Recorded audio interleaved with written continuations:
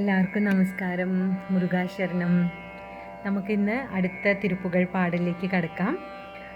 ഇത് വിഴുതാതെനവേ എന്ന് പറയുന്ന യമുന കല്യാണിയിൽ ചിട്ടപ്പെടുത്തിയിരിക്കുന്ന രാഗം യമുന കല്യാണി, സ്ഥലം നാഗപട്ടണം.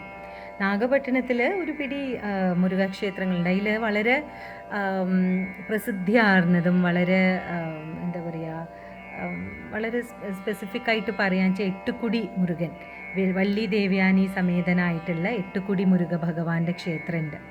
അവിടെ പോയി പ്രാർത്ഥിക്കുന്ന ഒരാൾക്ക് ബാലമുരുകനായിട്ട് നമ്മുടെ മനസ്സിൻ്റെ സങ്കല്പം പോലെയാണത്രേ അവിടെ ഭഗവാനെ ദർശിക്കാൻ സാധിക്കുക. ബാലമുരുകനായിട്ട് കാണുന്നവർക്ക് അങ്ങനെ പ്രത്യക്ഷനാകും ഭഗവാൻ.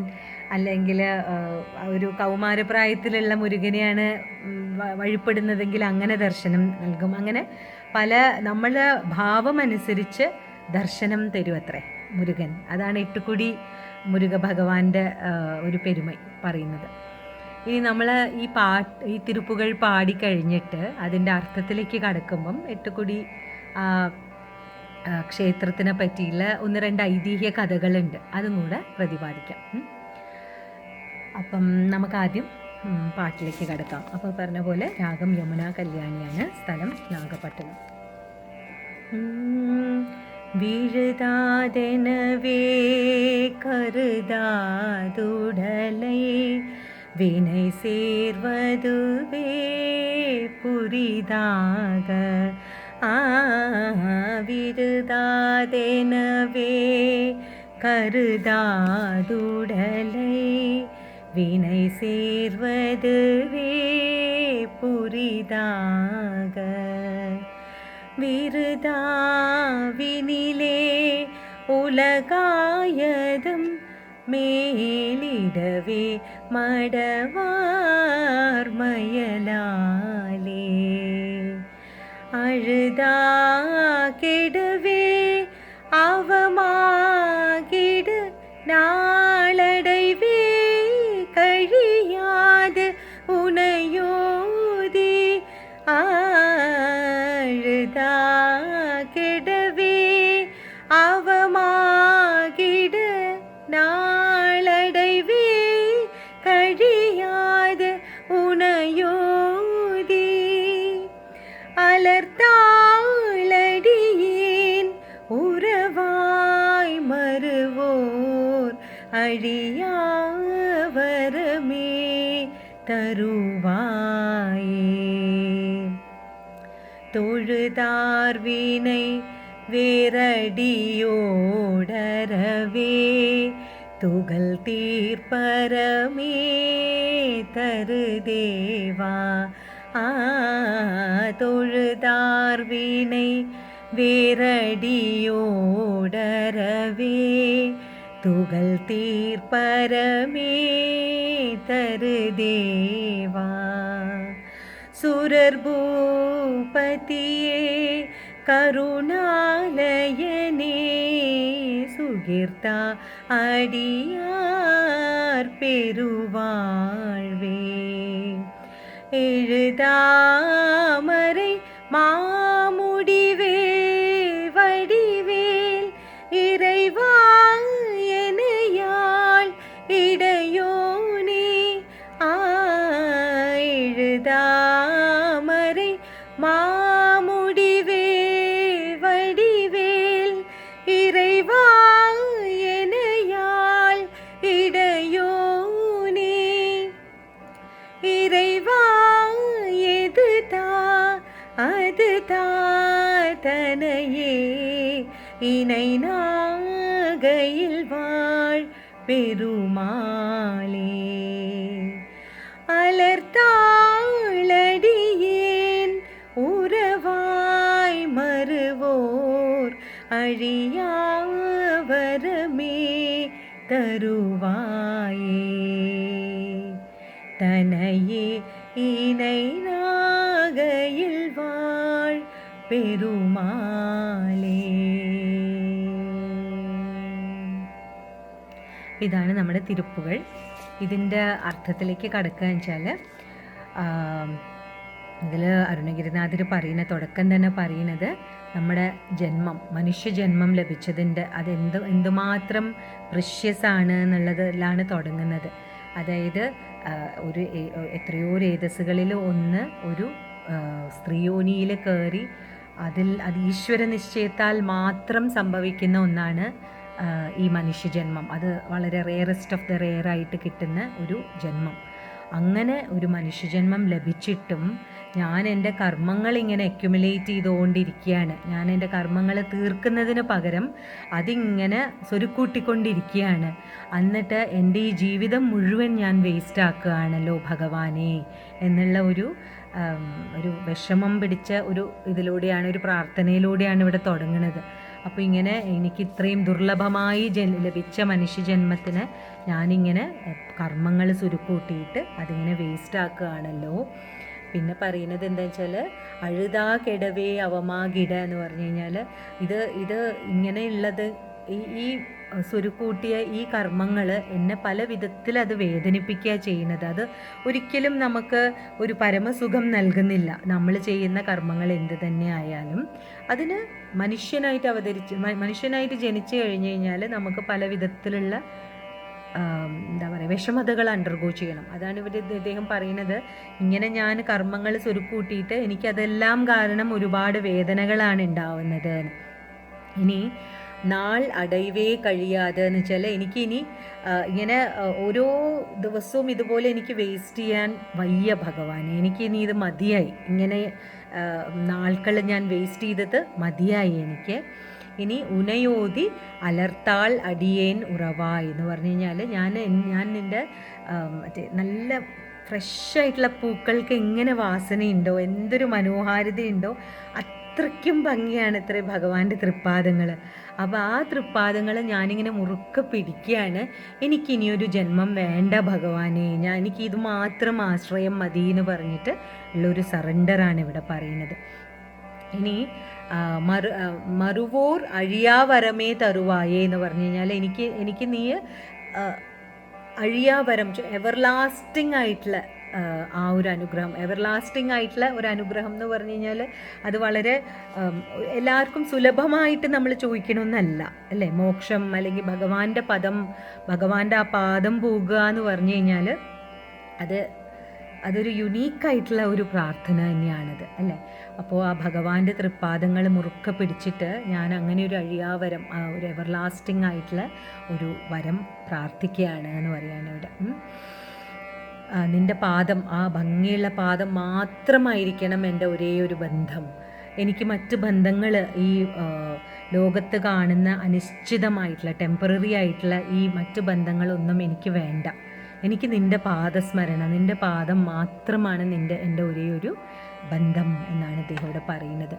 പിന്നെ തൊഴുതാർ വിനൈ വേരടിയോടറവേ എന്ന് പറഞ്ഞു കഴിഞ്ഞാൽ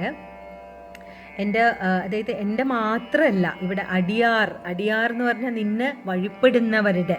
അപ്പോൾ ഇദ്ദേഹം എല്ലാ ഡിവോട്ടീസും ഭഗവാനെ പ്രാർത്ഥിക്കുന്ന എല്ലാ ഭക്തജനങ്ങൾക്കും വേണ്ടിയുള്ള പ്രാർത്ഥനയാണിത്. എനിക്ക് മാത്രമല്ല ഭഗവാനെ, നിന്നെ ആരൊക്കെ വഴിപ്പെടുന്നുവോ അവരുടെയൊക്കെ കർമ്മങ്ങൾ നീ അകറ്റണം, കർമ്മങ്ങൾ നീ തീർത്തിട്ട് തുകൾ തീർത്ത് പരമേ തരുദേവ. എന്നിട്ട് കർമ്മങ്ങൾ മുഴുവൻ തീർക്കുക മാത്രമല്ല എന്നും നിലനിൽക്കുന്നതായ ആ പരമ പദം അല്ലെങ്കിൽ ആ സ്വർഗം എന്നും പറഞ്ഞുകൂടാ, പരമപദം എന്ന് പറഞ്ഞാൽ ഭഗവാൻ എന്നും നിലനിൽക്കുന്നത്. സ്വർഗത്തിൽ എന്ന് പറഞ്ഞാൽ ഇപ്പോൾ ഒരു മനുഷ്യൻ്റെ ഗുണങ്ങൾക്കനുസരിച്ച് നമ്മൾ പറയുന്നു പുരാണങ്ങളിൽ സ്വർഗം ലഭിക്കും, അവിടെ നമ്മുടെ ഗുണങ്ങളൊക്കെ ഇത് കഴിഞ്ഞു കഴിഞ്ഞാൽ അതിൻ്റെ കാലാവധി കഴിഞ്ഞ് തിരിച്ചു മനുഷ്യനായിട്ടോ അല്ലെങ്കിൽ തിരിച്ചു നമ്മുടെ കർമ്മങ്ങൾക്കനുസരിച്ച് ഒരു ജന്മം എടുക്കണമെന്ന് പറയുന്നു. അപ്പോൾ ഇവിടെ അദ്ദേഹം അതല്ല പ്രാർത്ഥിക്കുന്നത്, ഏതാണോ എന്നും നിലനിൽക്കുന്നത്, അതായത് ഭഗവാനിലേക്ക് പോയി ചേരുക, മോക്ഷം, അതാണിവിടെ അർത്ഥാക്കുന്നത്. അപ്പോൾ അങ്ങനെയുള്ള ഒരു ഇത് നിന്നെ വഴിപ്പെടുന്ന നിൻ്റെ ഭക്തജനങ്ങൾക്ക് നീ നൽകണേ പ്രഭു എന്ന് പ്രാർത്ഥിക്കുകയാണ്. പിന്നെ സുരർഭൂപതിയെ കരുണാലയനെ എന്ന് പറഞ്ഞാൽ സുരർഭൂപതി എന്ന് വെച്ച് കഴിഞ്ഞാൽ ദേവന്മാരുടെ ഭൂപതി, ദേവന്മാരുടെ നേതാവ് അല്ലെങ്കിൽ രാജാവായിട്ടുള്ളവനെ കരുണാലയനെ, ഭഗവാൻ എത്രയും കമ്പാഷനേറ്റ് ആയിട്ടുള്ള, അത്രയും കരുണാനിധിയായിട്ടുള്ള ഭഗവാനെ എനിക്ക് നിൻ്റെ പാദം നൽകണേ എന്ന് പ്രാർത്ഥിക്കുകയാണ്. അടുത്തത് തുകിർത്ത അടിയാർ പെരുവാഴ്വേ എന്ന് പറഞ്ഞു കഴിഞ്ഞാൽ, നീ ഇങ്ങനെ വഴിപ്പെടുന്നവർക്കൊക്കെ, നിന്നെ സ്തുതി ചെയ്ത് നിന്നെ വഴിപ്പെടുന്നവർക്കൊക്കെ നീ അവർക്ക് നല്ലൊരു ജീവിതവും നൽകണം. അതായത് നമുക്കറിയാം, ഇപ്പം നല്ലൊരു ജീവിതം, ഇപ്പം വളരെ ദുസ്സഹമായിട്ടുള്ള ജീവിതം അനുഭവിക്കുന്നവരൊന്നും അല്ല ഈശ്വരനെ തേടി പോകുന്നവർ.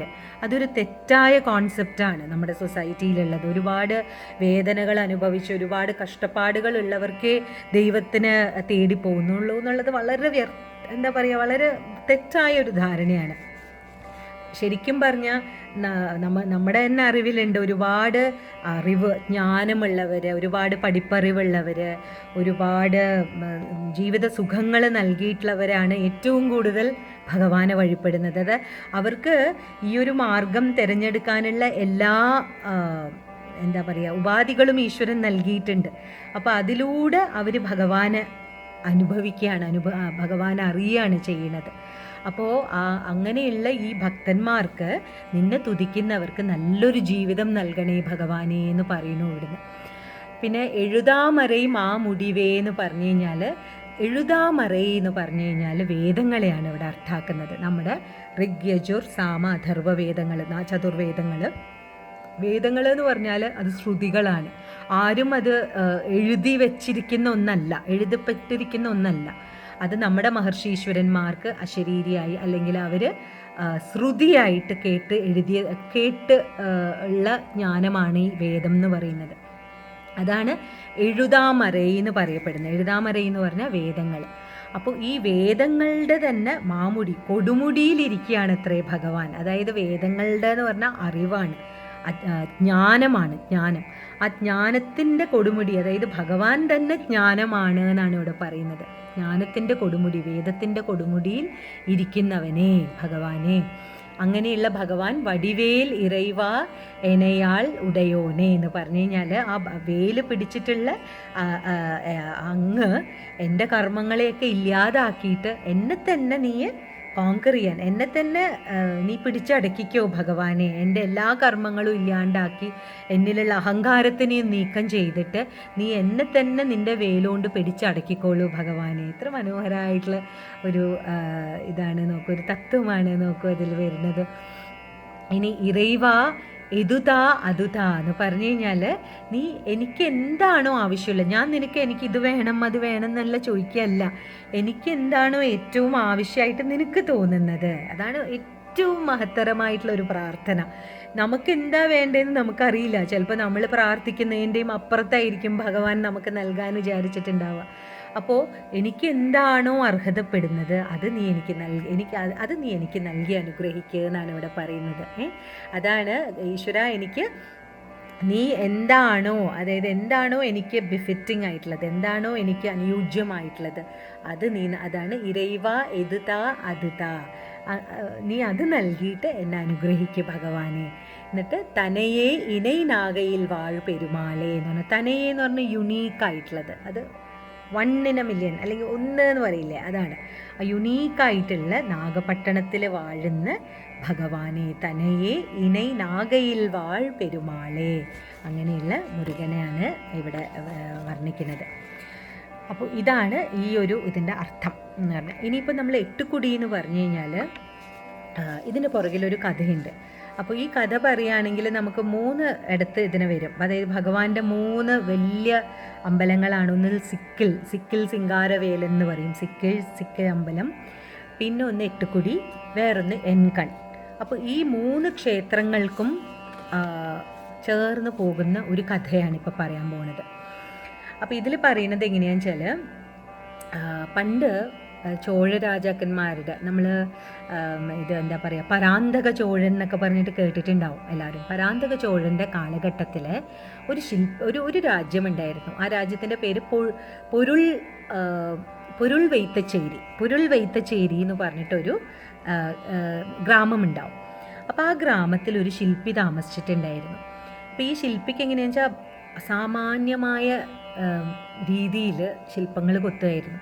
അപ്പം അങ്ങനെ ഈ പരാന്തക ചോഴൻ്റെ നിർദ്ദേശപ്രകാരം ഇദ്ദേഹം അതിമനോഹരമായിട്ടുള്ള ഒരു ഷൺമുഖൻ്റെ വിഗ്രഹം പണിയും. അതിൻ്റെ ഒന്നിനോടും താരതമ്യപ്പെടുത്താൻ പറ്റാത്ത അത്രയ്ക്കും അഴകുള്ള ഒരു ശില്പമായിരുന്നു അത്രേ അത്.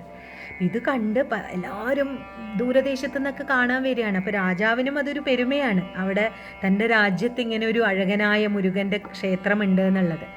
അപ്പോൾ ആ ക്ഷേത്രം അതാണ് സിക്കിലുള്ള സിംഗാരവേലനാണത്. അപ്പോൾ അവിടെ അതിൻ്റെ കൺതുറപ്പ് ചടങ്ങൊക്കെ കഴിഞ്ഞ് എല്ലാവരും ഒരുപാട് പാരാട്ടും ഒരുപാട് പുകഴ്ത്തും ഈ നമ്മുടെ ശില്പീനെ. അപ്പോൾ അങ്ങനെ സന്തോഷത്തോടു കൂടി ഇരിക്കുമ്പം നമ്മുടെ പരാന്തക ചോഴൻ എന്തായി, അദ്ദേഹത്തിന് ഈ രാജാക്കന്മാർക്ക് അവരുടെ ഈഗോ വർക്ക് ചെയ്യാണ് ഇവിടെ. അപ്പോൾ അദ്ദേഹം പറയാണ്, ഈ ഒരു ശില്പി ഇവിടെ ഇരിക്കുന്നിടത്തോളം ശരി, അല്ലെങ്കിൽ ഇദ്ദേഹത്തിന് വേറെ ഏതെങ്കിലും ഒരു രാജ്യത്ത് പോയിട്ട് ഇദ്ദേഹത്തിൻ്റെ കഴിവെന്താണെന്ന് മനസ്സിലായി, ഇനി അവിടെ പോയി ഇതിലും മനോഹരമായിട്ടുള്ള ഒരു വിഗ്രഹം ഉണ്ടാക്കി കഴിഞ്ഞാൽ എൻ്റെ നാട്ടിൻ്റെ മഹിമ കുറഞ്ഞു പോയില്ലേ. അങ്ങനെ വെച്ചിട്ട് ഇദ്ദേഹത്തിൻ്റെ പെരുവിരൽ വെട്ടിക്കളിയാണ് പരാന്തക ചോഴൻ. അത്രയും ക്രൂരകൃത്യമായിട്ടുള്ള ഒരു ശില്പിക്ക് പെരുവിരലില്ലെങ്കിൽ പിന്നെ എന്ത് കൊത്താനാണ് അല്ലേ. അപ്പോൾ അങ്ങനെ അദ്ദേഹത്തിൻ്റെ പെരുവിരൽ കട്ട് ചെയ്ത് മാറ്റും. ഇതിൻ്റെ ദുഃഖം താങ്ങാൻ വയ്യാതെ ഇദ്ദേഹം അവിടുന്ന് പോവുകയാണ്. ഒരുപാട് മനസ്സ് വേദനിച്ച് ഭഗവാനെ വിളിച്ച് അവിടുന്ന് സ്ഥലം വിടുകയാണ്. അങ്ങനെ പോയി ഇദ്ദേഹം പോയിരുന്ന മറ്റൊരു സ്ഥലമാണ് ഈ പറയുന്ന എന്താ പറയുക എട്ടുകുടി. അത് ശരിക്കും പറയണത് എങ്ങനെയാണെന്ന് വെച്ചാൽ ഇദ്ദേഹത്തിന് ഉത്തരസേനൻ എന്ന് പറഞ്ഞിട്ട് അവിടെയുള്ള ഒരു രാജാവ് അഭയം കൊടുക്കും അത്രേ. അപ്പോൾ ആ ഉത്തരസേനൻ്റെ നാട്ടിലുണ്ടാവുന്ന സമയത്ത് ഇദ്ദേഹത്തിന് ചുറ്റി മുരുക ഭഗവാൻ വരുമായിരുന്നു. ഇദ്ദേഹം ഏത് സമയം മുരുകനെ ധ്യാനിച്ചുകൊണ്ടിരിക്കുന്നതുകൊണ്ട് അപ്പോൾ ആ മുരുക ഭഗവാന്റെ അപ്പോൾ മയിലിങ്ങനെ പറക്കുന്ന കാണുമ്പം ഈ ഉത്തരസേനൻ്റെ ആൾക്കാർ അതിങ്ങനെ പിടിക്കാൻ പോകുന്നു. എട്ടിപ്പിടിക്കുക എന്ന് പറയും, എട്ടിപ്പിടിക്കില്ലേ, അങ്ങനെ പിടിക്കാൻ തുടങ്ങിയെന്ന്. അങ്ങനെ മുരുകദർശനം ലഭിക്കും എന്നൊക്കെയാണ് പറയുന്നത്. അപ്പോൾ അങ്ങനെ ഈ ശില്പി അവിടെ ഉണ്ടായിരുന്നത് കൊണ്ട് അപ്പോൾ അങ്ങനെ ആ എട്ടിപ്പിടിച്ച സ്ഥലം ആണ് എട്ടുകുടിയായി മാറിയത് എന്ന് പറയുന്നു. അപ്പോൾ അവിടെയാണ് ഈ പറഞ്ഞ അമ്പലമുള്ളത്. ഇത് കഴിഞ്ഞിട്ടുള്ളത് എൻകൺ എന്ന സ്ഥലമാണ്. ഈ എൻകണ്ണിൻ്റെ പറ്റിയിട്ടുള്ളത് ഞാൻ ആ എൻകണ്ണിനെ പറ്റി പറയുന്ന ആ ഭാഗം അടുത്ത ഇതിലുള്ള തിരുപ്പുകയിൽ അതിനെപ്പറ്റി വർണ്ണിക്കാം. അപ്പോൾ ഈ സിക്കിളും എട്ടുകുടീനെയും ജസ്റ്റ് മനസ്സിൽ സൂക്ഷിച്ച് വയ്ക്കുക. ഇതിൻ്റെ കണ്ടിന്യൂഷനായിട്ടാണ് എൻകൺ എന്നുള്ളത് പറയുന്നുണ്ടാവുക. അപ്പോൾ ഈ ആദ്യം പറഞ്ഞ പോലെ എട്ടുകുടി മുരുകൻ എങ്ങനെയാണെന്ന് വെച്ചാൽ നമ്മൾ ഏത് രീതിയിലാണോ ഭഗവാനെ വിളിക്കുന്നത് ആ രീതിയിൽ നമുക്ക് ദർശനയോഗ്യമാവും അത്രേ ഭഗവാൻ. അത്രയ്ക്കും എന്താ പറയുക അരുൾ ചെയ്യുന്ന അത്രയ്ക്കും കരുണാമയനാണ് എട്ടുകുടി മുരുകൻ. അപ്പോൾ എല്ലാവർക്കും മുരുകാശരണം. അടുത്ത ഇതിൽ നമുക്ക് എൻകൺ എന്ന സ്ഥലത്തുള്ള മുരുകനെ പറ്റിയിട്ട് കേൾക്കാം അടുത്ത തിരുപ്പുകയിൽ. മുരുകാശരണം.